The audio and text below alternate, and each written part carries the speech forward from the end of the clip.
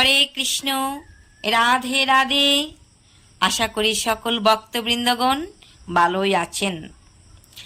তো আজ আমি যোগিনী একাদশী সম্পর্কে 2-4টি লাইন বলবো, আপনারা শ্রবণ করুন।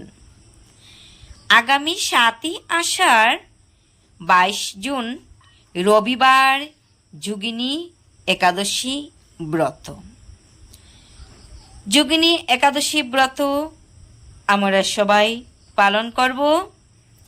জলে ফলে ঔষধে কখনোই উপবাস নষ্ট হয় না। তাই যারা আমরা ভক্তবৃন্দগণ একাদশী ব্রত পালন করে থাকি, আমরা জলে ফলে উপবাস করিতে পারি, তাতে কোনো কারো অসুবিধেও হবে না। তো আসুন, যোগিনী একাদশী ব্রতের পালন কবে? 8ই আষাঢ় 23 জুন সোমবার 9:25 ভিতরে যোগিনী একাদশী ব্রতের পারণ মন্ত্র উচ্চারণ করে পারণ করতে হবে।